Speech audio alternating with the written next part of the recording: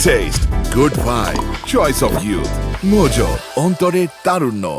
মা আমার কাছে আসতে যায় তাহলে সমাজ তার সোসাইটি সবকিছু ক্লোজ করে আসতে হবে। তারাই তো আমাকে করছে, যাচ্ছে মাইকা হাফ লেডিস এগুলো বলতেছে, বড় ভাইয়েরা টিচিং করতেছে, দিনের বেলা আমাকে বলে গেছে, রাতের বেলা ঠিকই আমাকে রুমের সামনে লোক দাঁড়া করে ফিজিক্যালি অ্যাবিউজ করছে, বলে ছেলের মতো। কিন্তু আমার কিন্তু স্বাধীনতা কখনোই ছেলেদের মতো ছিল না। আমার মেয়ের স্বাস্থ্য অনেক ভালো লাগতো। মা বলতো ঠিক হয়ে যাবা তুমি। ঠিক হয়ে যাওয়ার মধ্যে শুধুমাত্র ওনার মার কথা না, এটা পুরো সমাজেরই কথা। তুমি তো ছেলে ছিলাম, মেয়ে হলা কেন? আমি কখনোই ছেলে ছিলাম না, আমাকে ছেলে করে রাখার চেষ্টা করা হয়েছিল। জীবনটা একসময় কার্স মনে হয় না, কেউ যাতে কখনো এই রকম কার্স মোমেন্টের মধ্যে দিয়ে না যায়।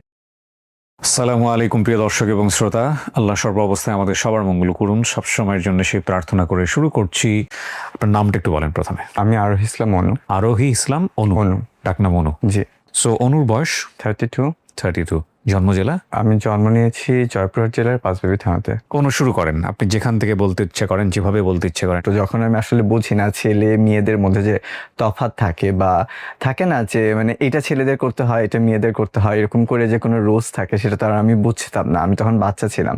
সো সেই সময়ও আমার পছন্দগুলো আসলে নারী সুলভ ছিল। দেখা যেত আমি সেটার জন্য বকা খেতাম যে না তুমি এটা করো না। যেমন আমার শাড়ি পরতে ভালো লাগতো, আমার চুড়ি কিনতে ভালো লাগতো। কত বছর বয়স এটা? আমি স্কুলেও ভর্তি হইনি তখন, আমি মানে বাসায় টুকটাক করে মা শেখাচ্ছেন শরীর এরকম আর কি বয়সে, আমার যতটুকু মনে পড়ে। ফেরিয়ালার আসতো, সো দেখা যেত মেয়েরা বেশিরভাগ চুড়ি কিনতো, ফিতা কিনতো। সো আমার খুব ইন্টারেস্ট জাগতো। ইভেন আমাদের সময় একটা চুড়ি ছিল প্লাস্টিকের, যেটা এরকম রোল করে স্প্রিং এর মতো এটা পরা যেত। তো ওইটা আমার কেনার খুব শখ ছিল। মানে আমার আশেপাশে ফ্রেন্ডদের আমি মেয়ে ফ্রেন্ডদের সাথে মিশতাম, তো সবার ছিল, কিন্তু আমার একটা নিজস্ব ছিল না। আমি মাঝে মাঝে ওদেরটা নিয়ে হয়তো গোপনে পড়তাম।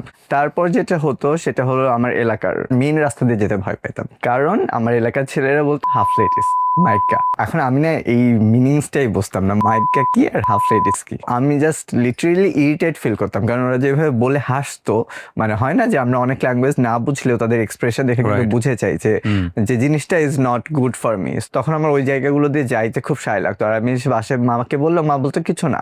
আম্মুকে অনেকে বলতো যে ওকে একটু মেয়েদের সাথে কম মিশতে দিয়েন, ওকে একটু মানে ছেলে করার চেষ্টা করেন, এই ধরনের কথাবার্তা। তারপর যখন স্কুলে ভর্তি হলাম, প্রাইমারি স্কুলে সেম থিং। স্কুলে গেলে মানে যেটা হয় যে অন্যান্য বাচ্চাদের থেকে আমাকে বিহেভিয়ার দিয়ে অনেক বেশি জাজমেন্ট করা হয়। ছেলে মেয়েদের আলাদা বসতে হয়, দেখা যায় যে আমার ছেলেদের সাথে বসতে হয়, আর ছেলেরা আমাকে খোঁচায়। প্রাইমারি স্কুলটা মোটামুটি করে আমি ক্রস করি। তারপরে হাই স্কুলে অ্যাডমিশনের সময় কিন্তু দুটো অপশন থাকে, একটা বয়েজ স্কুল, একটা গার্লস স্কুল, আর কম্বাইন্ড স্কুল। সরকারি school boys school and girls স্কুলকে বেশি প্রায়োরিটাইজ করা হয়, যে ওখানে চান্স পেলে তারা মেধাবী স্টুডেন্ট। তো আমি বয়েজ স্কুলে চান্স পেয়ে যাই। তখন কেবল আসলে মানে উঠতি বয়স, নিজেদের যে আসলে জেন্ডার ক্রাইসিস, মানে আসলে নিজের পরিচিতিটা তৈরি হয়। দেখা যাচ্ছে বাকি ছেলেরা গার্লস স্কুলের ছুটির জন্য ওয়েট করতেছে আফটার স্কুল, আমাকে উল্টো বয়েজ অ্যাট্রাক্ট করে। মানে ওদের যে খেলাধুলা, ওদের যে গল্প, ওদের যে টপিকস, ওদের যে অ্যাটিটিউড, সেই প্যাটার্নের আমি একদমই না। আমি একটু নাচ পারতাম, সো আমি নাচে নাম দিই আমাদের অ্যানুয়াল প্রোগ্রামে। তো ছেলেরা আসলে কেউ নাচে নাম দেয় না, মানে ছেলেদের স্কুলের নাচের প্রোগ্রামে নাচই হয় না, কালচারাল প্রোগ্রামে শুধুমাত্র দেখা যায় কবিতা আবৃত্তি বা সামথিং এরকম কিছু হয়, নাচ হতো না। সো আমি যখন নাম দেওয়ার জন্য দাঁড়ালাম তখনই হা হা করে হাসি আর কি। ওই দিনই মনে হয় আমি স্কুলের মধ্যে পুরো ফানি হয়ে গেলাম। আমি যখন স্কুলে যেতাম তখন স্কুলের গেটে ঢোকা থেকেই আমার ইরিটেশন কাজ শুরু করতো, কারণ সবাই কিছু না কিছু মানে আমাকে নিয়ে এইভাবে ওইভাবে বলতেছে, যাচ্ছে মাইকা হাফ লেডিস এগুলো বলতেছে, বড় ভাইয়েরা টিচিং করতেছে। সো ওগুলোর মধ্যে দিয়ে যায় ক্লাসে যে মানে কনসেন্ট্রেশনটা, ওই কনসেন্ট্রেশনটা থাকে না। কখনো কমপ্লেইন করতেন না যে স্যার আমার এরকম একটা? আমার কমপ্লেইন না কেউ মানে সিরিয়াসলি নিত না, মানে ইটস লাইক স্যারদের কাছেও আমি ফানি, স্যাররাই তো আমাকে নিয়ে ফান করছে। যখন আমরা আর কি 9-10 দিকে উঠি, তখন আমার বিজ্ঞানের একজন শিক্ষক ছিলেন, তার নাম বলবো না। তো আমি প্রাইভেটে মাঝে মাঝে যাইতাম না, মিস করতাম। তার প্রাইভেটে যেদিন যাইনি হয়তোবা, সেদিন সে আমাকে নিয়ে মানে বৈজ্ঞানিক ওয়েতে সে আমাকে নিয়ে ব্যাখ্যা দিয়ে বলে যে আমি নাকি আসলে নর্মাল কেউ না, মানে এরকম তাদেরকে নিয়ে হাসাহাসি করে। পরে স্কুলে গিয়ে দেখি সবাই হাসতেছে, কি কারণ স্যার প্রাইভেট ক্লাসে সে আমাকে নিয়ে বৈজ্ঞানিক ব্যাখ্যা দিচ্ছে নাকি যে আমি কি। তো সেটা তো তারা মানে কোন প্রেক্ষাপটে দিচ্ছে আমি জানি না, সেটা নিয়েও আমি বেশ কিছু হয়তো স্যার ভালোভাবেই বুঝিয়েছে কিন্তু সবাই অন্যভাবে নিয়েছে। মানে তারা তাদের মতো ওই বয়সে হয়তো।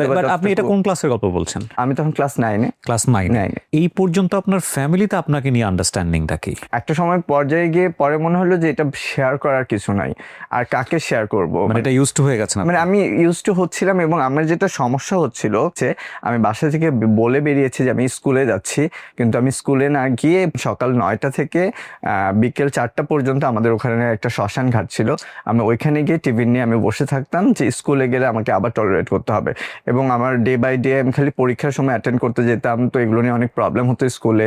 আমি মিসাই নিজেই মানে ফ্যামিলির নাম বলে সাইন করে বিভিন্ন লেটার নিয়ে এসে জমা দিয়ে পরীক্ষায় অ্যাটেন্ড করতাম। আমার রেজাল্ট খারাপ হচ্ছিল কিন্তু বাসায় বলতেছিলাম যে আমি রেজাল্ট ভালো হচ্ছে।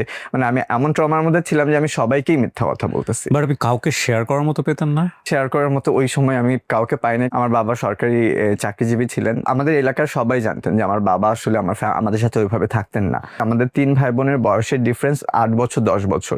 সো কেউ না কেউ তখন বেরিয়ে গেছে হয়তো বা তাদের পড়াশোনার মানে ক্ষেত্রে। আমাদের ফ্যামিলি সবাই মোটামুটি ভালো এডুকেটেড। সো আপুরা তখন দেখা গেছে যে বাহিরে পড়াশোনার জন্য কেউ কারমাইকেলে পড়ছে, কেউ ঢাকায় চলে আসছে। তো আমি একা থাকতাম আর কি, মা আর আমি মোস্টলি। সেই সময় একজন সরকারি হাজবেন্ডের ওয়াইফ হওয়া সত্ত্বেও সেলাইয়ের ট্রেনিং নিতে হয়। খুবই হ্যান্ডস টু মাউথ অবস্থা। জি, না হলে আমাদের 3 ভাই বোনের পড়াশোনা এবং আমাদেরকে রেগুলার চালানোর মতো ব্যবস্থা না। এবং আমার মা তার বাবার বাসায় আসলে এই পর্যন্ত জানাতে দিবে না যে সে কি ফেস করতেছে। সো মাও কখনো আপনাকে বলতো না যে বাবা তুমি একটু আলাদা? সো না, মা বলতো মানে যেটা আমাকে যে হয়ে যাবে, ঠিক হয়ে যাবা তুমি, মানে একটু বড় হলে ঠিক হয়ে যাবা। আর যেটা হতো যে আমি নাচ করতে পছন্দ করতাম, সবার একটা ভুল ধারণা ছিল যে নাচ করার কারণে আমি এমন হচ্ছি। আপনার মা বেঁচে আছেন?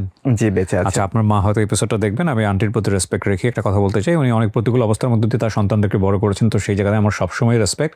বাংলার অসংখ্য মায়ের চরিত্রের জায়গায় উনি একটা সিঙ্গেল ইউনিট, কারণ সব মায়েরাই কোনো না কোনোভাবে পরিশ্রম করেন। বিশেষ করে নিম্ন মধ্যবিত্ত পরিবারে যেসব সন্তানরা বড় হয় তাদের গল্পগুলো almost same.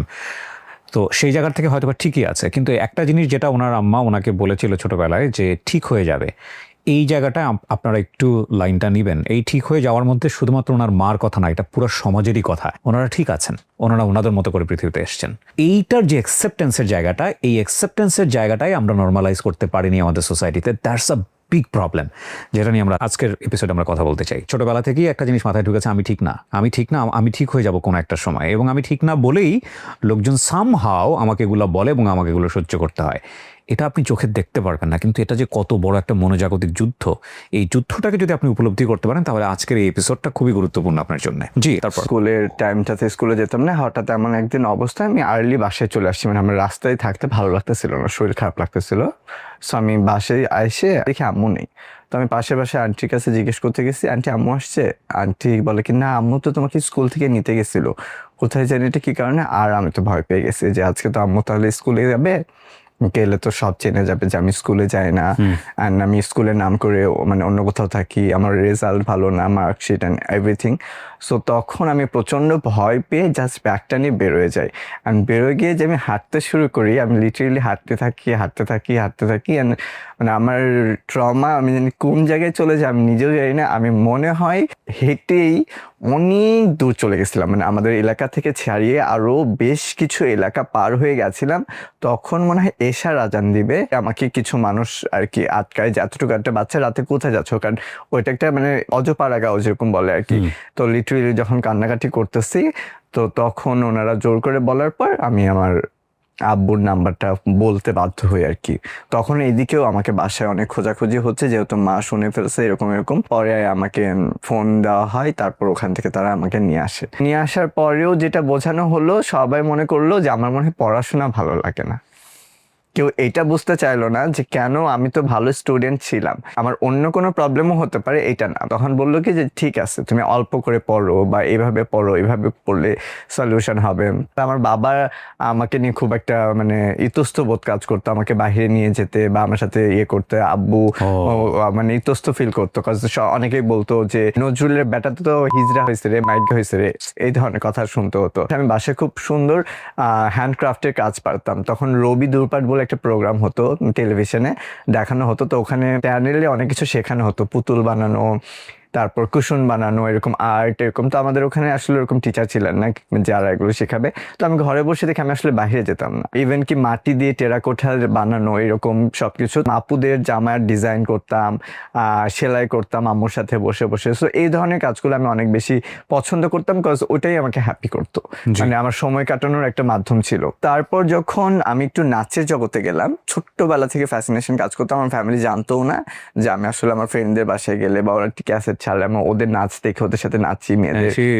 Dancing in my office cause আমি দেখতেছিলাম যে ওকে ফাইন, ইটস বিউটিফুল। জি। তো তখন আমি ওরকম নাচ করতেছিলাম। যে স্কুলে আমি পার্টিসিপেট করি সেই স্কুলে একটা ডান্সের টিচার আসে। তো উনি আমাকে একটা প্রোগ্রামে দেখে যে আমি নাচ করি, কিন্তু আসলে মানে it's not a proper dance. তো উনি তো বোঝে, যেহেতু উনি শিক্ষক, ইকবাল হোসেন জয়। তো তখন বলে যে তুমি কি নাচ শিখবা, তুমি নাচ করতে চাও, তোমার নাচ ভালো লাগে? আমি বলছি হ্যাঁ ভালো লাগে, কিন্তু আমার পরিবার থেকে তো দিবে না। বলছি কি তো আমাদের মতো কাউকে কারোর পরিবার থেকেই দেয় না। সো আমার এই ওয়ার্ডটা খুব ভালো লাগলো। এই প্রথম মনে হলো সামওয়ান টেল মি যে আমাদের মতো, মানে আমাদের মতো একটা ওয়ার্ড আমি শুনলাম আর কি। এবং সে আমাকে বললো যে টেনশন করো না, তোমার কোনো ধরনের গুরুদক্ষিণা দিতে হবে না, তুমি আসো শেখো, এটাতে আমার ভালো লাগবে। তখন আমি আম্মুকে বললাম মা আমার থেকে টাকা নিবে না। তো বলছে যে ঠিক আছে, মানে হাই স্কুল পর্যন্ত, স্কুলে পাশ করে কলেজে গেলে কিন্তু আর শেখা যাবে না। আমাদের তো 26শে মার্চ বা 16 ডিসেম্বরে ডিসপ্লে হয়ে থাকে গ্রামে। তো আর গার্লস স্কুল ডিসপ্লেতে ফার্স্ট হতো। সো আমি যাওয়ার পর এটা অপোজিট হয়েছে, আমাদের বয়েজ স্কুল স্কাউটেও ফার্স্ট হয়েছে, ডিসপ্লেতেও ফার্স্ট হয়েছে। So because of me. তো এসএসসির পর তখন আমি ভালো রেজাল্ট করার কারণে আমাকে একটা ফোন দেওয়া হয় বাসা থেকে। এর আগেও ফোন ছিল, কিন্তু ক্যামেরা ভিডিও আলা বা ইন্টারনেট আলা ফোন না। সো তো তখন আমি ফেসবুক ওপেন করি 2010-এ। তখন আমি ইন্টারে ভর্তি হই আমাদের কলেজে, আমাদের ওখানে একটা সরকারি কলেজে সায়েন্সে। কিন্তু আমি দেখি আমি আসলে কেমিস্ট্রিতে অনেক উইক ছিলাম, অ্যান্ড আমার প্রেশার হয়ে যাচ্ছিল অনেক বেশি। তখন আমি আর ওখানে যে নাচ করা বন্ধ করে দিল, যেহেতু কলেজে উঠলাম। তো তখন আমি ভাবলাম যে আমার এই সিটিটাই লিভ করা দরকার। এই সিটিতে সবাই আমাকে চেনে, আমার মতো আমি আমার মতো করে কিছু করতে পারবো না। সো আমি যদি বাহিরে যাই তাহলে আসলে মেবি আমি কিছু করতে পারবো। ফ্যামিলি সবাই চাচ্ছিল যে পলিটেকনিক্যালে পড়ি, আমার ইচ্ছা ছিল না। আমার ইচ্ছা ছিল যে আমি ফ্যাশন ডিজাইনিং এ পড়বো। তো তখন ওখানে ফ্যাশন ডিজাইনিং মানে আমাদের এলাকায় একজনই পড়তো, অ্যান্ড তার থেকে শোনা যে ইটস ভেরি কস্টলি। তখন আমি ডিপ্লোমা ইঞ্জিনিয়ারিং এর জন্যই পরীক্ষা দিই ফ্যামিলির কথা মতো, 1 বছর মিস দিয়ে। অ্যান্ড আমি ময়মনসিংহ পলিটেকনিক ইনস্টিটিউটে সরকারিতে চান্স পেয়ে যাই। জি। চান্স পাওয়ার পরে যেটা হয় যে ওখানেও আমি ভাবি যে কেন আমি এখানে চান্স পেলাম, কারণ আমার বড় বোন এবং দুলা ভাই ওখানে থাকেন। তো ফ্যামিলির মধ্যে ঢুকতে হলো। তখন আমার নাম ছিল আশিক। পিতৃপ্রদত্ত নাম কি? মোহাম্মদ আরিফুল ইসলাম, আর ডাকনাম ছিল আশিক। এটা হচ্ছে পিতৃপ্রদত্ত নাম।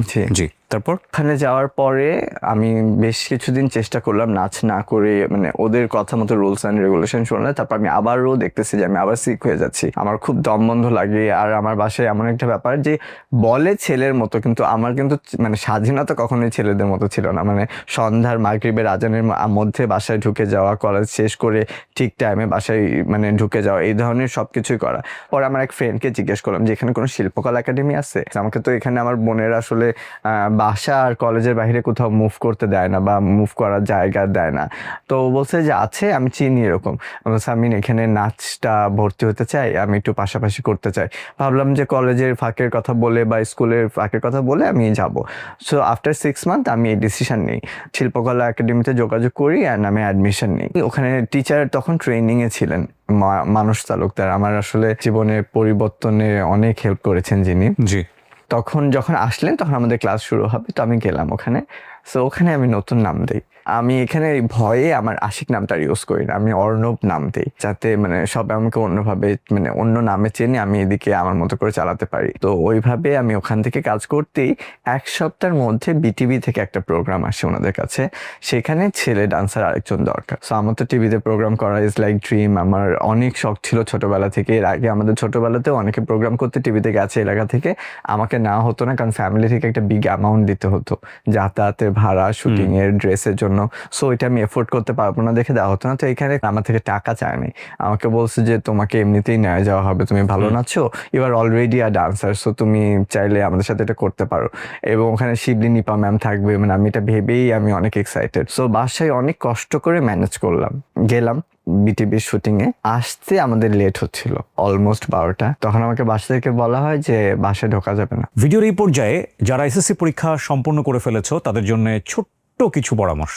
আমরা জানি যে এই সময়টা অনেকেই তেমন একটা কাজে লাগাই না আমরা, এবং এই সময়টাতে সাধারণত আমরা শুয়ে বসে বিভিন্নভাবে মোবাইলে রিলস দেখে সময়টাকে নষ্ট করি। কিন্তু এই যে 3 থেকে 4টা মাস সময় আমাদের হাতে থাকে, জীবনের এই সময়টাকে স্কিল ডেভেলপমেন্টের কাজে লাগিয়ে নিজেকে কিন্তু অন্য লেভেলে নিয়ে যাওয়ার সুযোগ থাকে। বিশেষ করে যারা এই কাজটা করতে চাও তাদের জন্য আমি বলবো, স্কিল ডেভেলপমেন্টের অসংখ্য সেক্টর আছে, কিন্তু যেই সেক্টরেই তুমি যেতে চাও না কেন, তোমাকে ইংরেজিতে ভালো হতেই হবে, এটার কোনো অল্টারনেটিভ নাই। এবং এই বিষয়টা মাথায় রেখে ইংলিশ থেরাপি দারুণ একটা সুযোগ দিচ্ছে সবার জন্য। সেটা হলো স্টুডেন্টদের জন্য থাকছে basic AI training. I repeat, basic artificial intelligence training. এই যে জার্নিটাকে আনন্দময় করতে ট্যুর এবং আউটডোর অ্যাক্টিভিটি থাকবে। রেজাল্ট প্রকাশের পর সংবর্ধনা অনুষ্ঠান থাকবে। কোর্স শেষে 1 বছর পর্যন্ত মাস্টারি ক্লাবে প্র্যাকটিস করার সুযোগ থাকবে। একসাথে বসে ইংলিশ মুভি দেখা, ইংলিশ ম্যারাথন সহ বিভিন্ন এক্সাইটিং অ্যাক্টিভিটিতে অংশগ্রহণের সুযোগ থাকছে। এবং কোনোভাবেই বলার সুযোগ নেই যে ইংলিশ থেরাপি শুধুমাত্র ইংরেজি শেখায়। আমরা এই ইংরেজি শেখার জার্নিটাকে বলছি আ লাইফ ট্রান্সফরমেশন জার্নি। যারা ভর্তি হতে চাও, আমার স্ক্রিনে বেশ কয়েকটি নাম্বার উঠেছে, সেখানে কল করতে পারো। Good luck.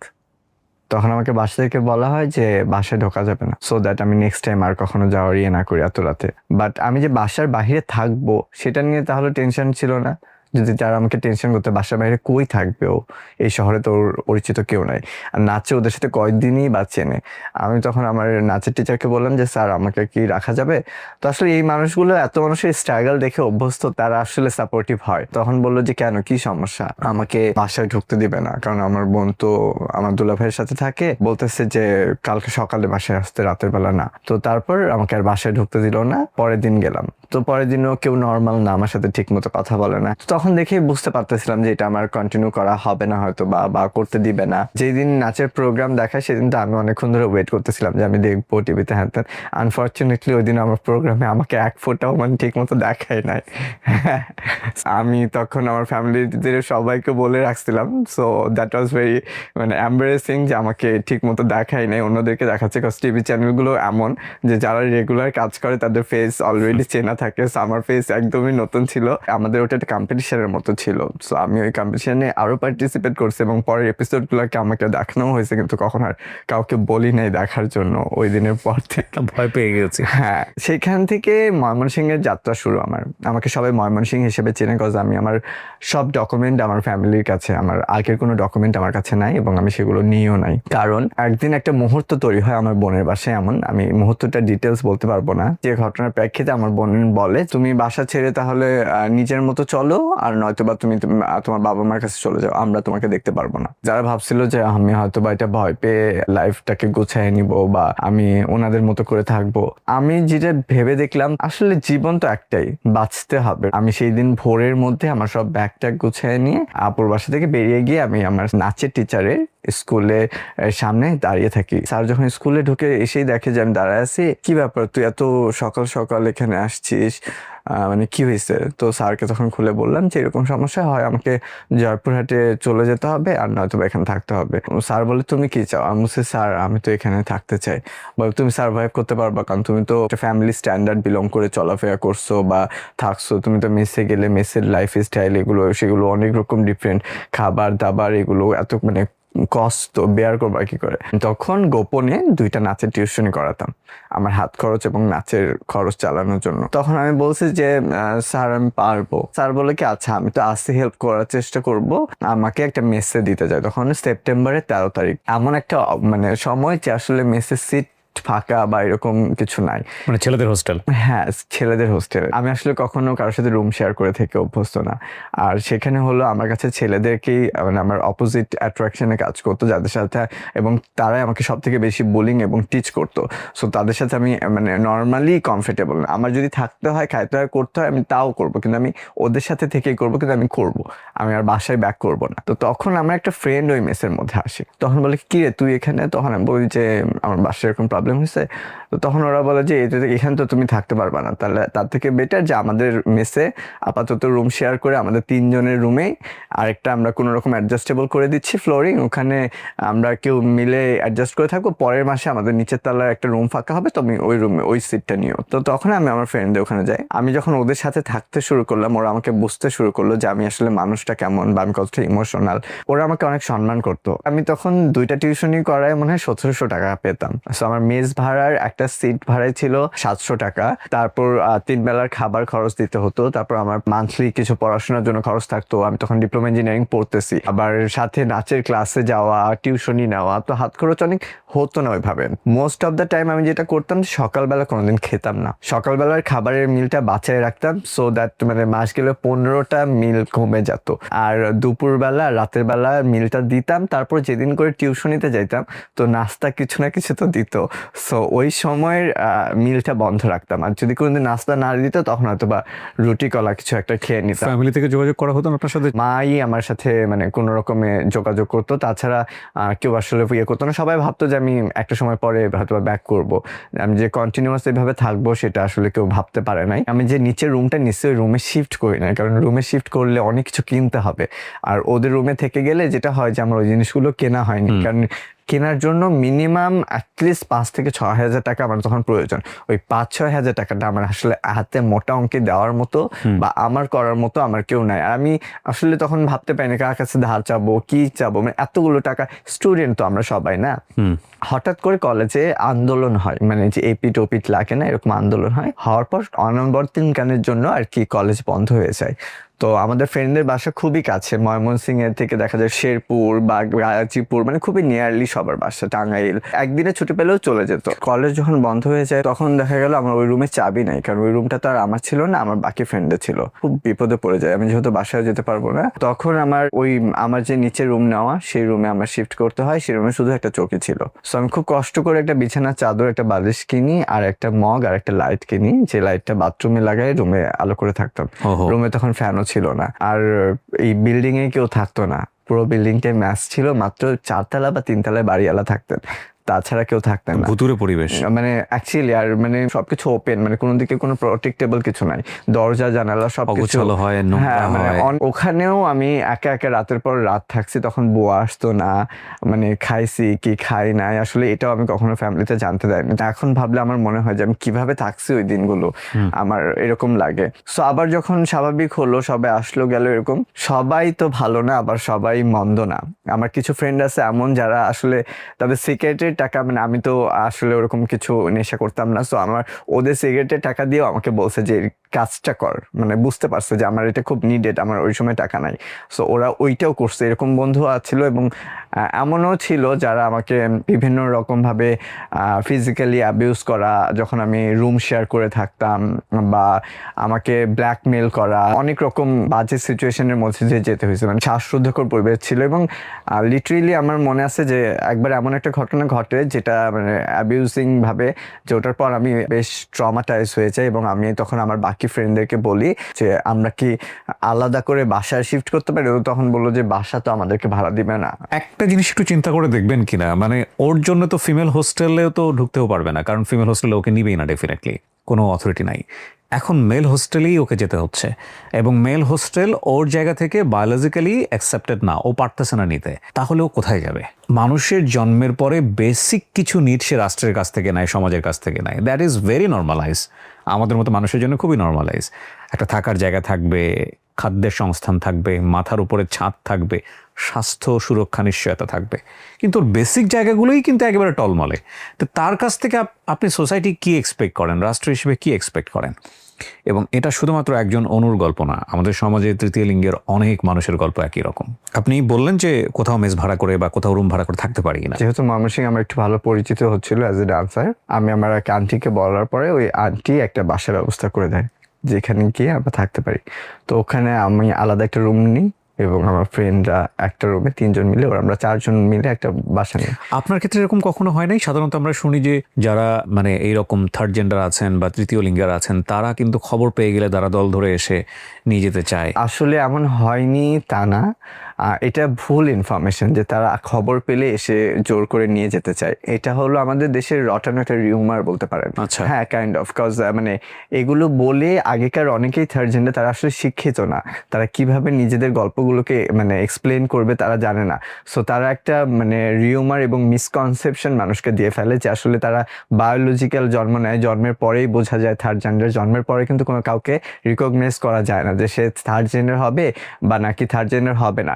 যেমন আমাদের যে কারো হাত না থাকতে পারে জন্মগতভাবে, পা না থাকতে পারে, চক্ষু না থাকতে পারে, তেমন অনেকের কিন্তু লিঙ্গেও প্রবলেম হতে পারে, কিন্তু তার মানে যে সে থার্ড জেন্ডার তা না। থার্ড জেন্ডার বলে তো কোথাও কিছু নাই আসলে এই দেশে, আর বাহিরের দেশে বলতে ইন্ডিয়া ছাড়া আমরা হিজড়া শব্দটা কোথাও শুনি না। তাহলে বাকি দেশে তারা মানে জায়গায় কোথায়, এই দুই দেশে জন্ম নিচ্ছে হিজড়া, এটা তো একটা কমিউনিটি যারা নিজেরা ক্রিয়েট করছে নিজেদের বাঁচার অধিকার তৈরি করার জন্য, নিজেদের মতো করে একটা কমিউনিটি তৈরি করছে, দেখে তারা বাঁচতে পারতেছে। তারা আসলে ওই জায়গা থেকে ভেঙে বলতে পারে না, কারণ সমাজ বলতে দেয় না আমাদেরকে। অ্যাকচুয়াল কথাটা বললে তো তাহলে অনেকের ভিতরেই যে নারী সত্তাটা আছে তখন সেও তো নিজেকে ওটা দাবি করে ফেলতে পারে বা সেও আগায় আসতে পারে। মানে জীবনে সবার সাথে ফাইট করা অনেক ইজি, কিন্তু পরিবারের সাথে ফাইট করাটা সব থেকে ডিফিকাল্ট। জীবনের প্রথম সংগ্রামটা মনে হয় আমাদের শুরু হয় পরিবার থেকেই। পরিবারই তো একসেপ্ট করতে পারে না, যারা জন্ম দিয়েছেন। মানে আই এম সো সরি, আমার মা আমার এত কেয়ারিং করে, মানে তারপরে কথাটা বলতে যে আমার মা তো আমাকে মানতে পারে না, এবং আমার বাবা, আমার ভাই বোন তারাই মানতে পারে না যে আমি আসলে অন্য লিঙ্গের বা আমি অন্য রকম। এটার পেছনে আপনার মা বাবা দায়ী না, এটার পেছনে সমাজ দায়ী। বিকজ আপনার মা বাবা বা 8-10টা মা বাবা যদি এই জিনিসটাকে আমাদের সমাজে খুব নর্মাল হতো যে যেভাবেই পৃথিবীতে আসুক না কেন তার সুন্দরভাবে বাঁচার অধিকার আছে, এন্ড ইটস ভেরি নর্মালাইজ। সব মানুষ একরকম হবে না। হ্যাঁ, so it is very normal ফিনোমেনা। যে আমরা যদি ওইভাবে জিনিসটাকে সোসাইটিতে অ্যাকসেপ্ট করতাম তাহলে বাবা মারা সন্তান নিয়ে এত টেনশন করতেন না। ওই টেনশন থেকে হয়তো বা করেন। ওই যে হয় না যে আমাদের আসলে গল্পগুলো হাইড করে যায়, এমন অনেকেই আছে আমার দেখা যে সুইসাইড করছে, ওই গল্পটা ওখানেই ক্লোজ হয়ে গেছে। কিন্তু ও যে কেন সুইসাইড করছে, আসলে সবার তো নেওয়ার ক্ষমতাটা এক থাকে না, যে এতবার ফিজিক্যাল অ্যাবিউজ হওয়ার পর, এতবার মেন্টাল অ্যাবিউজ হওয়ার পরও যে আমি আজকে এখানে বসে আসছি। আমার মনে হয় যে এখন আমি অনেক বেশি মানে মেন্টালি আনস্টেবল হয়ে গেছি, মানে এত বেশি নিতে মানে অ্যাবজর্ব করতে করতে। তখনও ময়মনসিংহে কিন্তু মানে স্ট্রাগল ছাড়ি নাই। আমি ময়মনসিংহে নাচ করতেছিলাম এবং পাশাপাশি পড়াশোনাও করতেছিলাম। জি, বাসাটা পেলেন? বাসা চেঞ্জ করলাম। আমার যে জিনিসটা, যে তখনও কিন্তু আমার ফ্যামিলি থেকে মানে আমার বোন, তিনি কখনো এই 3 বছরে দেখতে আসেনি যে আমি কোন মেসে বা কাদের সাথে থাকতেছি। মানে রাগেরও তো একটা লিমিটেশন থাকে।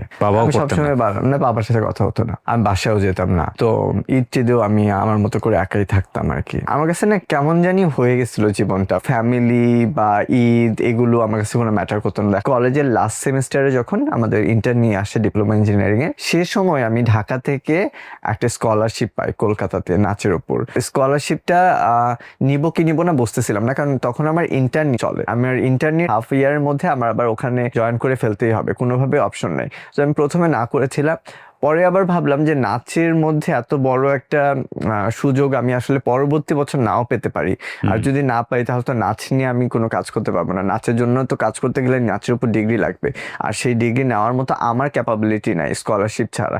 সো স্কলারশিপটা তখন আমি নিলাম এবং আমি এখানে ইন্টার্নিটা রেখে গেলাম। আমার প্রজেক্ট রেডি করা থাকবে, আমি শুধু এসে ভাইবা পরীক্ষাটা দিব। সো আমি একদম পুরো রিস্ক নিয়ে চলে গেলাম ইন্ডিয়াতে, যে নাচের উপর আমি পড়াশোনা করে একটা ডিপ্লোমা কোর্স করে এসে নাচ নিয়ে কাজ করবো ঢাকাতে। ওখানে গিয়ে আমি দেখলাম হোয়াট ইজ লাইফ লাইক, মানে কলকাতায় গিয়েছে হোয়াট ইজ আর্ট। ওখানে আমি কখনো নিজেকে অ্যাবনর্মালাইজ ফিল করি নাই।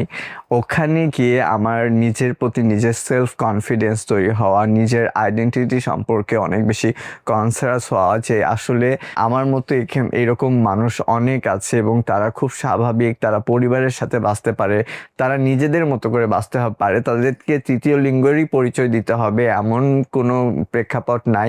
তারা যেভাবে ইচ্ছা তাদের মতো করে সুন্দর জীবনযাপন করতে পারে।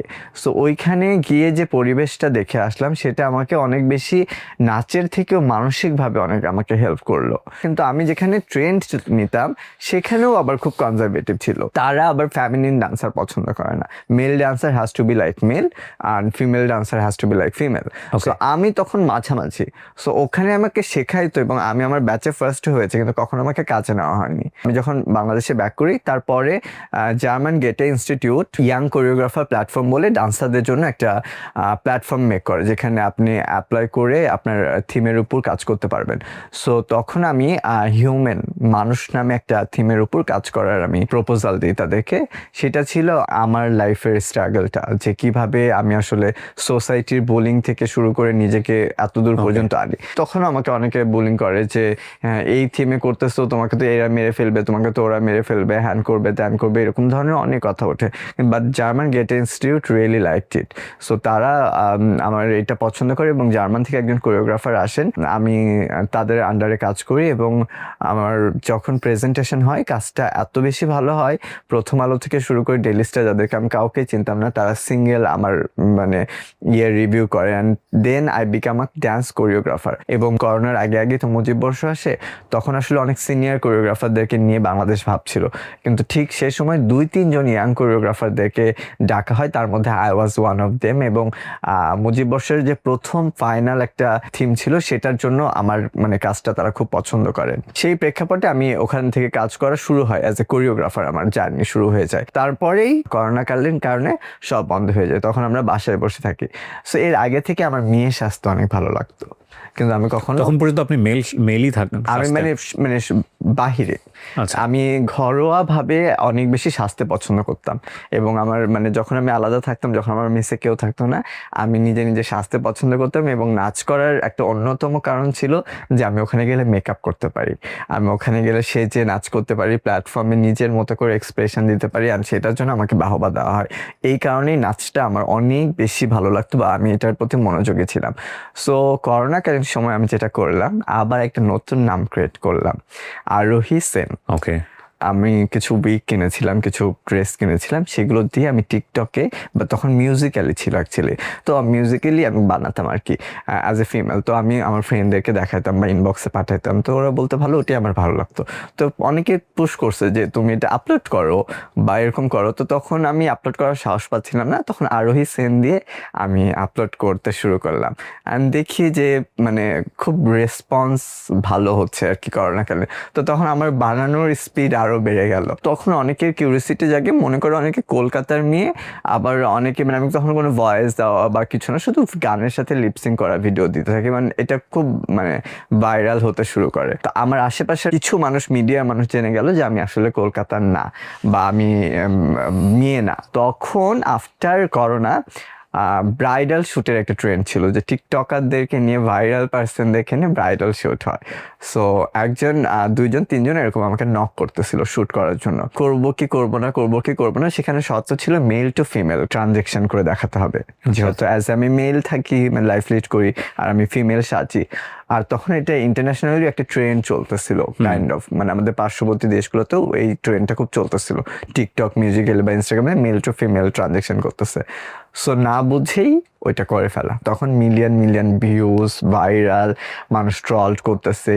তখন মানে একদিকে মকড হচ্ছে, একদিকে ট্রলড হচ্ছে, মানে দুটোই নিচ্ছে। তখন আমি আসলে বুঝতে পারতেছিলাম না যে আমি কি করব।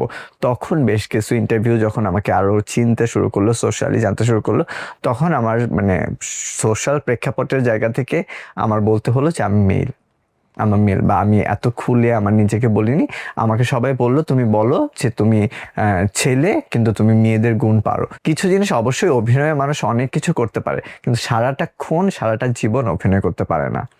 এটা আমি যখন রিয়েলাইজ করলাম, তখনই আমি আমার অরিজিনালিটি প্রকাশ করলাম। আসলে আমি আরোহী। কোনো একটা দাওয়াতে বা ইনভিটেশনে আমরা গেছি, তো ওখানে মেয়েরা আসছে, ছেলেরা আসছে। আমি নর্মালি বেশি ক্রাউড পছন্দ করতাম না, কারণ যে ক্রাউডে আমার একটা ট্রমা কাজ করতো। ক্রাউডে গেলে যখন মেয়েদেরকে দেখতাম খুব সুন্দর লাগতেছে, আই বিকাম ইনসিকিউর, মানে আমার খুব মানে আপসেট লাগতে শুরু করতো, আর আমি কেমন জানি হয়ে যেতাম।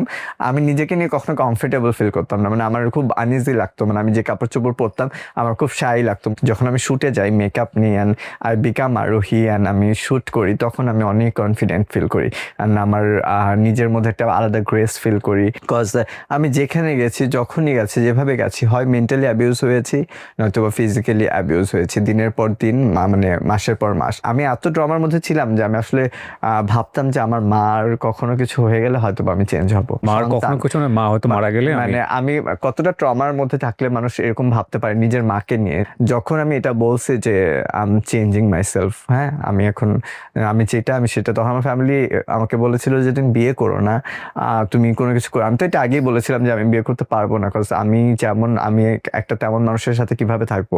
তখন বলছিল এটা করো না, সেই প্রেক্ষাপটে আমার তোমাদের সাথে কোনো রকম সম্পর্ক রাখতে পারবো না। মানে আপনার এই নিউ চেঞ্জেস এর ব্যাপারে তাদের আপত্তি ছিল, দরকার হলে সম্পর্কই রাখবে না, সম্পর্কই রাখবে না। তখন আমি আসলে বলি যে সেটা কখনো সম্পর্কই ছিল না যদি আমি বলি, কারণ এক সময় ছিল যখন আমি শুধু নাচ করতাম, সেটা তোমাদের কাছে প্রবলেম ছিল যে নাচ করার কারণে আমি মেল হয়ে যাচ্ছি, এবং সেই প্রবলেমের কারণে আমি অনেক বছর একা থাকছি, আমার টাকায় আমি পড়াশোনা করছি, আজকে এই পর্যন্ত আসছি, স্টেবল হয়েছি।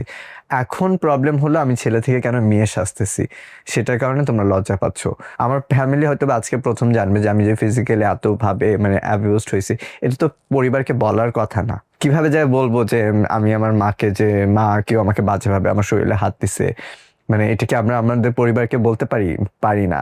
আমি স্বার্থপরতা হয়তোবা করতেছি আমার পরিবারের সাথে, কিন্তু একটা পর্যায়ে আমার মনে হয়েছিল যে আমাদের পরিবার এবং সমাজও অনেক স্বার্থপর। সেখানে যদি নিজের স্বার্থটা না বুঝি, তাহলে আমার স্বার্থ বোঝার মতো অন্য কেউ নাই যে এসে বলবে যে আসলে তুমি তোমার জীবনটা দেখো, তোমার কথাটা ভাবো। এখানে অনেকগুলো ব্যাপার আছে আরোহী, মানে আমাদের সামাজিক কনটেক্সটের জায়গাটা থেকে বিষয়টা কিন্তু অনেক কমপ্লেক্স। আপনি নিজেও হয়তো যেহেতু সোশ্যাল মিডিয়াতে আছেন, আপনি জানেন বিষয়গুলো। একটা যেটা হচ্ছে যে এটা যদি হোমোজেনাসিটি বলি বা যেটাই বলি না কেন, এই যে আপনার যে অবস্থাটা জন্মগতভাবেই আপনি প্রকৃতি প্রদত্ত, অনেকের ব্যাপারে কিন্তু এটা ফেক। মানে লাইক বিশেষ সুযোগ নেয়ার জন্যে সে আপনাদের আইডেন্টিটি ব্যবহার করে অনেক সময়, যেটা পুরো একটা কমিউনিটিকে নিয়েই অনেক সময় একটা কমিউনিটির নর্মাল লিভিংকে অনেক সময় কোশ্চেন করে ফেলে, যেটা আমাদের সমাজে কিন্তু অহরহ হচ্ছে। Like third gender issue is very acceptable, like okay fine, এটা তো আদি সৃষ্টির আদি থেকে ছিল, এখনও আছে, ভবিষ্যতেও থাকবে।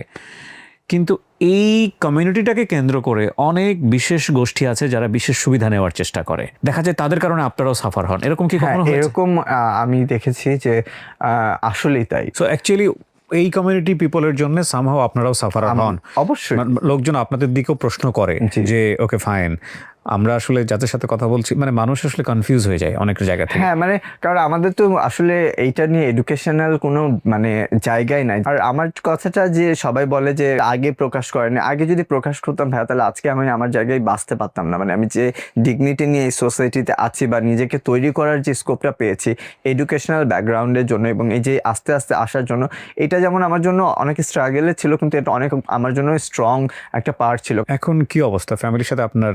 ওই অবস্থা ঠিক ওরকমই আছে? আমি চ্যালেঞ্জের পর থেকে একেবারেই মানে যোগাযোগ নাই, এবং মানে আমি তাদের সাথে দেখাও করতে পারি না, যোগাযোগ করতে পারি না। মাঝে মাঝে সব থেকে বেশি যেটা হয় যে আমি আমার আম্মুকে অনেক বেশি মিস করি। এর আগে যে ইমোশনগুলোকে কন্ট্রোল করে করে সামনে আগেছি, মনে হতো যে নিজেই অনেক কিছু পারবো, কিন্তু এখন এসে মনে হয় যে না, পরিবার অনেক বড় একটা জিনিস। আমার মা অনেক স্ট্রাগল করছে।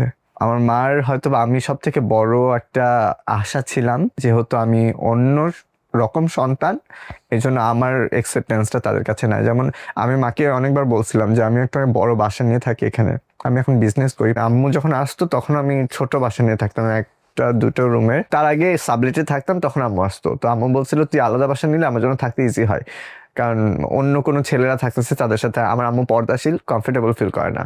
তো তখন আমি আস্তে আস্তে একটা ছোট বাসা নিই, আলাদা বাসা নিই, ছোট বাসাতে, তখন আম্মু একটু কমফোর্টেবল ফিল করতো। আম্মু মাঝে মাঝে এসে আমার কাছে থাকতো, ছোট আপু আমার ঢাকাতে থাকতো। আব্বা মারা যাওয়ার পর আমার আম্মু যেখানে থাকতেন, আব্বু যেখানে বাসা করে গেছিলেন, সেটা আমাদের মানে নিজস্ব এলাকা না, নানা দাদার বাসা না। আব্বুর ওখানে জব চলাকালীন ক্ষেত্রে ওখানে থাকা, ওখানে আমাদের অভ্যাস হয়ে যাওয়া। আমাদের ওখানে কোনো আত্মীয় স্বজন নেই বলে আম্মুকে নিয়ে চলে আসে, ওখানকার সয় সম্পত্তি সব ক্লোজ করে দেয়। আসার পর মাকে এখানে মানে আমাদের দেশের বাড়ি নানা দাদার বাসার এখানে বাড়ি করে দেওয়ার কথা ছিল, কিন্তু সেটা আর হয়ে ওঠে না। তখন আম্মু আমার বড় আপু বা ছোট আপু এদের বাসায় থাকতেন। আব্বু সরকারি চাকরিজীবী ছিলেন বলে আম্মু এখনো তার আত্মমর্যাদা ধরে রাখতে পারছে যে সে কারো থেকে টাকা নিতে হয় না, তার বাবার যে আমাদের পেনশনে টাকা দেয়। মাঝে মধ্যে আমাদের কথা হয়, হয়তো বা যেদিন আমি খুব বেশি এমন হয় যে ভাইয়া রাত 12টা 1টা 2টা 3টার দিকে আমার মানে প্যানিক অ্যাটাক হয়ে যায়, আমার দম বন্ধ লাগে অ্যান্ড এত সাফোকেটেড লাগে, তখন মাকে ফোন করে ফেলি, ফোন করে বলি যে দেখো না কোনোভাবে আসা যায় কিনা, মানে কোনোভাবে তুমি পারো কিনা। তো তখন ওইদিকে আম্মু কান্না করে অনেক, এবং তার দম বন্ধ হয়ে আসে যে একটা সন্তান জন্ম দেওয়া যে কতটা ডিফিকাল্ট সেটা হয়তো একটা মাই জানে। সো কিন্তু আমার মা কাজ যদি আমার কাছে আসতে যায় তাহলে সমাজ, তার সোসাইটি সব কিছু ক্লোজ করে আসতে হবে। সেই সাহসটা তার এই বয়সে নেই, এবং আমারও এই সাহসটা নাই যে আমি ওখানে যাব আসলে, কারণ আমি চিনিও না, এবং আমি জানি যে গেলে ওটা মানে অনেকবার অনেকভাবে ভাবছি কিন্তু হয়ে ওঠে না আসলে যে যাব এবং সেই জায়গাটা দেখব। আমাদের মতো মানুষরা হয়তো অনেক শক্তভাবে, অনেক সুন্দরভাবে আমরা ডিসিশন নিয়ে আমরা এখানে আছি, কিন্তু জীবনের একাকিত্বতা যে কত বড় একটা কঠিন জিনিস সেটা এখনকার এই স্টেজে এসে রিয়েলাইজ করতে পারতেছি। পুরোটা জীবন একাই থাকতে হবে। হ্যাঁ, তবে চেষ্টা করতেছি not to be like that, in a different way. যে মানে আমার যে বিজনেস কোম্পানি, কিসের বিজনেস আপনার? আমার জুয়েলারি অনলাইন একটা শপ আছে জেবার বাই আরোহী নামে, যেটা আলহামদুলিল্লাহ আস্তে আস্তে ছোট থেকে বড় হয়ে উঠতেছে কেবল। আমার বাসার সাথে একটা ছোট রুম অ্যাড করা হয়েছে যেখানে অফলাইনও করব আমরা, স্টুডিওর মতো, যে কাস্টমার্স ক্যান কাম। সো ওখানে আমার ইচ্ছা আছে যারা আমার মতো মানুষ আস্তে আস্তে তাদের কর্মসংস্থান বাড়ানো। আপাতত আমার আন্ডারে বেশ কিছু মানুষ কাজ করছেন, এমপ্লয়িজ, বাট আমার কমিউনিটির কেউ না, কারণ আমার কমিউনিটির কাউকে আসলে কাজ করানোর জন্য তাদেরকে আসলে আমাকে তৈরি করতে হবে কিছুটা এডুকেটেডলি, কিছুটা বিহেভলি, যেটা আসলে তারা পায়নি, তাদের দোষ না। তো আমি হুট করে যখন আমাকে আমার এলাকার মানুষ যেভাবে একসেপ্ট করছে, আমার বাড়িওয়ালা যেভাবে একসেপ্ট করছে, because of my behaviour and চলাফেরাতে কখনো তারা আসলে রং কিছু খুঁজে পায়নি। ওই যে বললাম যে কাছ থেকে একটা মানুষকে দেখলে হয়তোবা যারা আমাকে অপছন্দ করে তারাও হয়তোবা পছন্দ করতো বা বুঝতো বা জানতো, তা না হলে তো আমি আসলে টিকে থাকতে পারতাম না। আমি আমার পোস্টে দেখি যে দেখা গেছে 1000 যেখানে রিয়াক্ট, সেখানে হয়তো বা 25টা হাহা, 9টা অ্যাংরি রিয়াক্ট, আর বাকি সবই তো like, love and care. So 1000-এর মধ্যে আমি যদি এখন 30 জন বা 40 জনকে এত ইম্পর্টেন্স দিয়ে মানে ইয়ে করি, তাহলে এটা আমার ভুল। সাদগুরুর একটা খুব চমৎকার কথা আছে, যদিও তো লাইফ ফিলোসফি পুরোটুকুই যে আমি নিব বিষয়টা এরকম না, বাট তার কিছু কিছু কথা তো অফকোর্স আমি অনেক পছন্দ করি। সাদগুরুকে নিশ্চয়ই আপনারা চেনেন, খুব চমৎকার। সেদিন তার একটা বই পড়ছিলাম, সেখানে খুব চমৎকার একটা কথা বলেছে, সেটা হচ্ছে এই যে অন্যকে দেখে আপনার মধ্যে এক ধরনের kind of frustration, ego, anxiety বা ক্ষোভ, রাগ, দুঃখ, স্বররিপু যেটাকে আমরা বলি, সেই যে ব্যাপারগুলো আপনার মধ্যে কাজ করে অন্যের কোনো একটা ইস্যু নিয়ে, তো এটা যাকে নিয়ে হচ্ছে তার কোনো ক্ষতি হচ্ছে না, এটা অ্যাকচুয়ালি আপনার ব্রেনকেই টক্সিক একটা জায়গাতে নিয়ে যাচ্ছে এবং এটা আপনার ক্ষতি হচ্ছে। তো ডিসিশন ইজ ইয়োর্স যে আপনি ক্ষতিটা নিজের করবেন কিনা। ওনার কোনো একটা পোস্টে গিয়ে বা ওনার কোনো একটা সোশ্যাল হ্যান্ডেলে গিয়ে কেউ হাহা রিয়েক্ট দিচ্ছে, কারো হয়তো অনেক বেশি অ্যাংজাইটি হচ্ছে, কারো হয়তো অনেক বেশি কষ্ট লাগছে, প্রবলেমটা তার। আর একই সাথে ওই যে রিয়াক্টটা দিচ্ছে, সেই রিয়াক্টটাকে উনি যদি খুব সিরিয়াসলি নিয়ে নেয় নেগেটিভলি, তাহলে এই প্রবলেমটাও তার। অর্থাৎ যাকে আমি খুব সিরিয়াসলি নিচ্ছি না নেগেটিভ ওয়েতে, তার কোনো ক্ষতি হচ্ছে না, ক্ষতি হচ্ছে আমার নিজের। এখন সিদ্ধান্ত আপনার যে ক্ষতিটা আপনি নিজের করবেন কিনা। এটাকে খুব সহজ করে উনি 1 লাইন 2 লাইনে বলেছে, তো আমি আসলে একটু ইন ডিটেলই বললাম। আমাদের আসলে যখনই অনেক বেশি প্রেশার হাই হয়ে যাবে কোনো একটা সাবজেক্ট নিয়ে বা কোনো একটা অবজেক্ট নিয়ে, বা কারো কোনো আচরণ দেখে নিজেদের মধ্যে যখন নিজেরা কষ্ট পেয়ে যাওয়া শুরু করব, তখন চিন্তা করতে হবে, আরে যাকে নিয়ে এরকম পাচ্ছি তার তো কোনো কষ্টই হচ্ছে না, তো আমি নিজেই কষ্টটা কেন দিচ্ছি। So try to be calm always, ব্রেনটাকে ঠান্ডা রাখা এবং নিজের ভেতরের যে অর্গানগুলো আছে সেগুলোকে লাভ করা উচিত। আমি আরোহী একেবারে শেষের দিকে চলে এসেছি আপনার গল্পের। আমি একটা প্রশ্ন দিয়ে শেষ করতে চাই, কেন বললেন আপনি আজকের এই গল্পটা? অনেকেরই জানা উচিত হোয়াট ইজ তৃতীয় লিঙ্গ। আমাকে সবাই কোয়েশ্চেন করে যে তুমি তো ছেলে ছিলা, মেয়ে হলা কেন। ভিডিওর এই পর্যায়ে যারা এসএসসি পরীক্ষা সম্পূর্ণ করে ফেলেছো তাদের জন্য ছোট্ট কিছু পরামর্শ। আমরা জানি যে এই সময়টা অনেকেই তেমন একটা কাজে লাগাই না আমরা, এবং এই সময়টাতে সাধারণত আমরা শুয়ে বসে বিভিন্নভাবে মোবাইলের রিলস দেখে সময়টাকে নষ্ট করি। কিন্তু এই যে 3 থেকে 4টা মাস সময় আমাদের হাতে থাকে, জীবনের এই সময়টাকে স্কিল ডেভেলপমেন্টের কাজে লাগিয়ে নিজেকে কিন্তু অন্য লেভেলে নিয়ে যাওয়ার সুযোগ থাকে। বিশেষ করে যারাই কাজটা করতে চাও তাদের জন্য আমি বলবো, স্কিল ডেভেলপমেন্টের অসংখ্য সেক্টর আছে, কিন্তু যেই সেক্টরেই তুমি যেতে চাও না কেন, তোমাকে ইংরেজিতে ভালো হতেই হবে, এটার কোনো অল্টারনেটিভ নাই। এবং এই বিষয়টা মাথায় রেখে ইংলিশ থেরাপি দারুণ একটা সুযোগ দিচ্ছে সবার জন্য। সেটা হলো স্টুডেন্টদের জন্য থাকছে basic AI training, I repeat basic artificial intelligence training. এই যে জার্নিটাকে আনন্দময় করতে ট্যুর এবং আউটডোর অ্যাক্টিভিটি থাকবে, রেজাল্ট প্রকাশের পর সংবর্ধনা অনুষ্ঠান থাকবে, কোর্স শেষে 1 বছর পর্যন্ত মাস্টারি ক্লাবে প্র্যাকটিস করার সুযোগ থাকবে। একসাথে বসে ইংলিশ মুভি দেখা, ইংলিশ ম্যারাথন সহ বিভিন্ন এক্সাইটিং অ্যাক্টিভিটিতে অংশগ্রহণের সুযোগ থাকছে এবং কোনোভাবেই বলার সুযোগ নেই যে ইংলিশ থেরাপি শুধুমাত্র ইংরেজি শেখায়। আমরা এই ইংরেজি শেখার জার্নিটাকে বলছি লাইফ ট্রান্সফরমেশন জার্নি। যারা ভর্তি হতে চাও, আমার স্ক্রিনে বেশ কয়েকটি নাম্বার উঠেছে, সেখানে কল করতে পারো। Good luck. তুমি তো ছেলে ছিলাম, মেয়ে হলা কেন? আমি কখনোই ছেলে ছিলাম না, আমাকে ছেলে করে রাখার চেষ্টা করা হয়েছিল। এটা হয়তোবা প্রত্যেকে না বুঝলেও আমার এই কথা শুনে সেই পরিবারের মানুষগুলো বুঝবে যার পরিবারে এখনো সন্তানটা আমার মতো স্টেজে আছে। মানে আমি যে গল্পগুলো বললাম তারা হয়তোবা শুনবে, তারা বুঝবে তার সন্তানটা কেন এমন করছে, তার সন্তানটা ভবিষ্যতে এমনই হবে। হয়তোবা তাকে সমাজের কারণে ঢেকে রাখবে বা আমরা ঢেকে রাখি। আমাদের প্রত্যেকটা এলাকায় এরকম মাইকা আছে আমার মতো, আমাদের প্রত্যেকটা এলাকায় এরকম হাফ লেডিস আছে যারা জন্মগত আমরা দেখে অভ্যস্ত। আমাদের প্রত্যেকটা স্কুলে এরকম আছে, প্রত্যেকটা ইউনিভার্সিটিতে আছে, কেউ না কেউ কোথাও না কোথাও এরকম অনেক জায়গায় ছড়িয়ে আছে। যে বললাম যে ভাই আমি অনেকগুলো মেসেজ দেখি যে তাদেরকে সলিউশন দিতে পারবো না, আমার কাছে মনে হয়েছে এই জায়গায় এসে আমার এই কথাগুলো বললে কিছু মানুষ তো চেঞ্জ হবে। মায়েরা তো অ্যাটলিস্ট বুঝবে যে আমার সন্তানটা এই জায়গাটা কেন সাফার করতেছে। আসলেও আমরা চাইলেই ওকে চেঞ্জ করতে পারবো না, ওর সত্তা চেঞ্জ করতে পারবো না। ওকে যতই বড় হোক না কেন, মানে ও চেঞ্জ হয়ে যাবেন, এটা চেঞ্জ হবার না। এটা আমরা জন্মগতভাবে আল্লাহ প্রদত্ত এরকম হয়েছি। তো ওই ক্ষেত্রে আমার কাছে মনে হয় যে আমার এই গল্পটা বলা খুব দরকার ছিল, যে যেন সেই মানুষগুলো, সেই মাগুলো, সেই পরিবারগুলো তার সন্তানদেরকে কেয়ার করতে শেখে এবং ছোটবেলা থেকে জোর করে ছেলেদের খেলনা মেয়েদেরকে এবং মেয়েদের খেলনা ছেলেদেরকে ধরায় দেওয়া উচিত না, যেটা আমাদের ক্ষেত্রে হয়। আর এটা শুধুমাত্র আমি আমার এরকম না, অনেক মেয়েদের ক্ষেত্রেও কিন্তু সেম অপোজিট ব্যাপারটা হয়, যে তারা আসলে ফিজিক্যালি মেয়ে হলেও তারা মানসিকভাবে ছেলে। আমি আমার সময় থাকা নেতাদেরকে দেখছি খুবই স্ট্রেট এসে, মানে তখন তো আমি মানে অ্যাজ এ ফিমেল নিজেকে প্রমিনেন্ট করি না, কিন্তু আমি সফট, একটু দেখতে বাঁকা নরম, দিনের বেলা আমাকে বলে গেছে হাফ লেডিস মাইকা, রাতের বেলা ঠিকই আমাকে রুমের সামনে লোক দাঁড়া করে ফিজিক্যালি অ্যাবিউজ করছে। আমি সরি টু সে, বাট এটা আমার সাথে হয়েছে ময়মনসিংহ থাকাকালীন। জীবনটা একসময় কার্স মনে হয় না?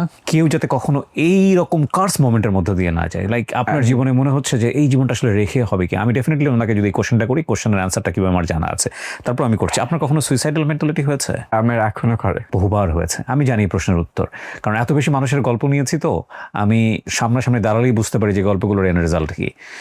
তো এই রকম ফিলিংসের মধ্য দিয়ে কোনো মানুষকে যাতে যেতে না হয় যে আমার লাইফটা একসময় আমার কাছে কার্স মনে হচ্ছে, এবং এটার জন্যে আমরা প্রত্যেকে কম বেশি প্রত্যক্ষ এবং পরোক্ষভাবে দায়ী।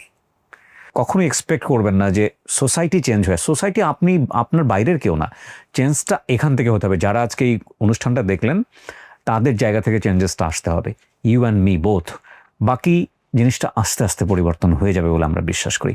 প্রথম চেঞ্জটা হচ্ছে দৃষ্টিভঙ্গির। রাইট আর রং পরের বিষয়, আপনি একবারে বেসিক জায়গাতে যান। সেটা হচ্ছে আল্লাহ কিছু মানুষকে এভাবে দুনিয়াতে পাঠিয়েছেন, এটা নর্মাল। আপনি যদি এটাকে নর্মাল হিসেবে অ্যাকসেপ্ট না করেন, তার কাছে কি জবাব দেবেন? পরবর্তীতে লাইফস্টাইল নিয়ে অনেক ধরনের তর্ক বিতর্ক হতে পারে, সেটা আপনারও আছে, আমারও আছে, অনেকেরই আছে। কিন্তু আমরা জন্ম থেকে এদেরকে নর্মাল হিসেবে অ্যাকসেপ্ট করাটা আজ পর্যন্ত পারিনি। এই যে না পারাটা, সেটার দায় আপনার যেমন আমারও তেমন। গল্পটা এখানেই শেষ হোক। আমরা যেন নর্মালভাবে সমস্ত কিছুকে নিতে শিখি, বিশেষ করে সৃষ্টিকর্তার সৃষ্টিকে যেন আমরা নর্মালভাবে নিতে শিখি। এই প্রত্যাশায় আমরা আজকের মধ্যে এখানে শেষ করছি। অনু, অনেক অনেক ধন্যবাদ, অনেক শুভকামনা থাকলো, ভালো থাকবেন আপনি। শেষ করছি দর্শক, আসসালামু আলাইকুম।